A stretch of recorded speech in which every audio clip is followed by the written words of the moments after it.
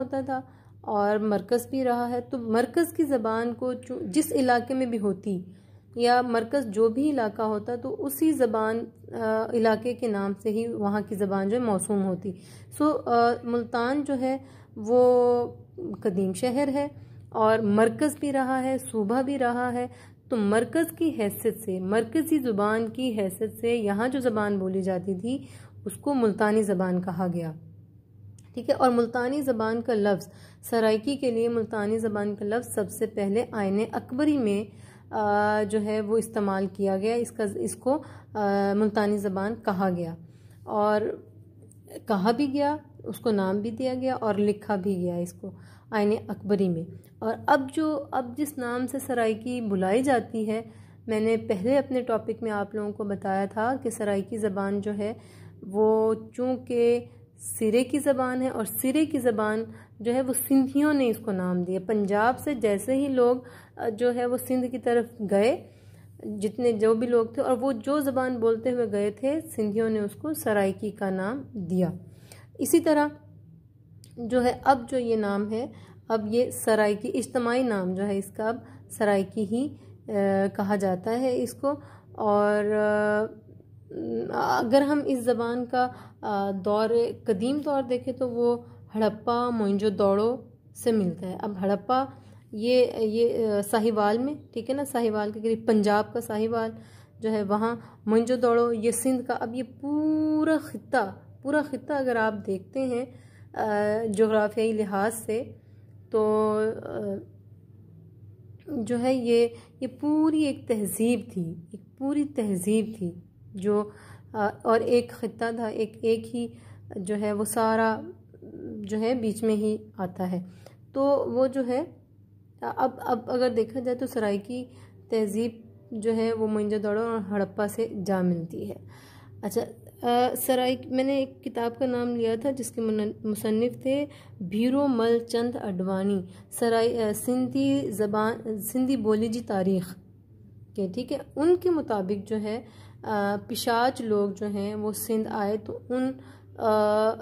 उनकी प्राकृत भी बहुत बिगड़ी हुई थी, इसलिए उसको जो है वराचडा अपभरनिश प्राकृत कहने लगे, जिसके बाद मौजूदा सराइकी सूरत इख्तियार कर ली उसने, ठीक है, उस ज़बान में। अब वराचडा अपभरनिश ने अडवाणी के मुताबिक जो है जो लोग पिशाच लोग जो सिंध में जब दाखिल हुए थे तो वो जो है उनकी जो बोली थी वो बहुत बिगड़ी हुई थी और उससे क्या कहते थे, वराचडा अपभरनिश कहने लगे।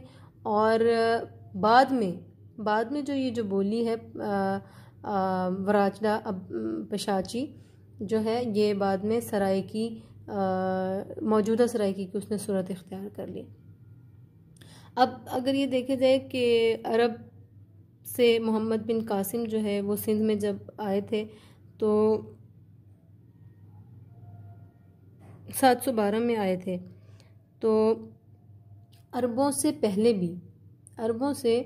पहले यहाँ एक ख़ास ज़बान जिसको वराचडा अपभरनिश कहते हैं बोली जाती थी। और प्राकृत जो है वो आम लोगों के बोलने की ज़बान को कहते हैं।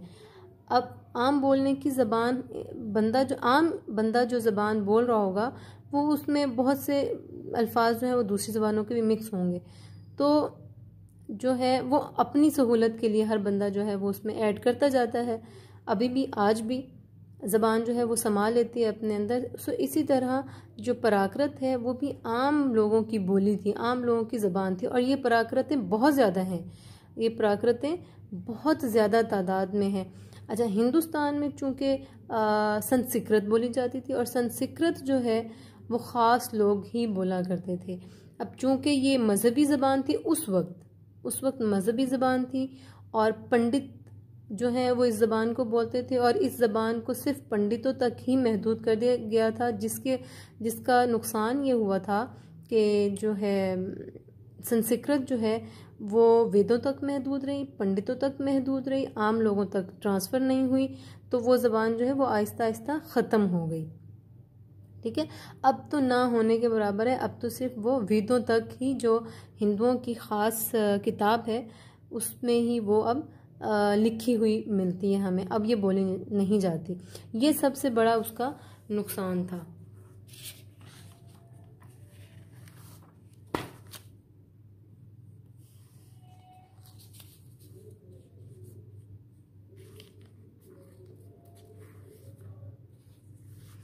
और चूँकि ये किताबों तक ही महदूद होकर रह गई थी, आम लोगों के इस्तेमाल में नहीं आई थी, या आम लोगों तक उसको नहीं पहुंचने दिया गया था। जैसे जो हैं ब्राह्मण जो हैं वही ये ज़बान बोला करते थे, मज़हबी जो स्कॉलर्स उस वक्त के थे उनके वो, और जो अगर कोई ये